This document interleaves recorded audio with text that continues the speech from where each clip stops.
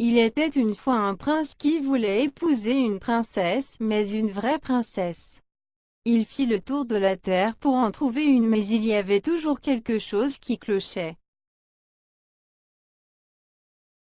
Des princesses, il n'en manquait pas, mais étaient-elles de vraies princesses? C'était difficile à apprécier. Toujours une chose ou l'autre ne lui semblait pas parfaite. Il rentra chez lui tout triste, il aurait tant voulu rencontrer une véritable princesse. Un soir, par un temps affreux, éclairs et tonnerre, cascades de pluie que ça n'était effrayant.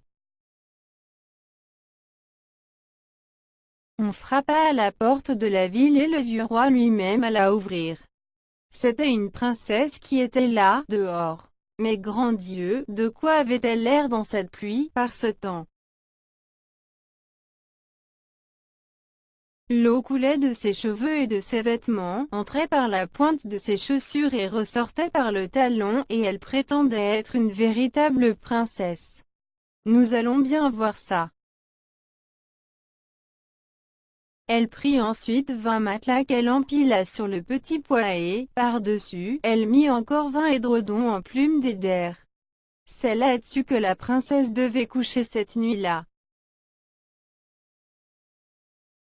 Au matin, on lui demanda comment elle avait dormi. Affreusement mal, répondit-elle, je n'ai presque pas fermé l'œil de la nuit. Dieu sait ce qu'il y avait dans ce lit. J'étais couchée sur quelque chose de si dur que j'en ai des bleus et des noirs sur tout le corps. C'est terrible. Alors ils reconnurent que c'était une vraie princesse puisque, à travers les 20 matelas et les 20 édredons en plumes d'eider, elle avait senti le petit pois. Une peau aussi sensible ne pouvait être que celle d'une authentique princesse. Le prince la prit donc pour femme, sûr maintenant d'avoir trouvé une vraie princesse, et le petit pois fut exposé dans le cabinet des trésors d'art,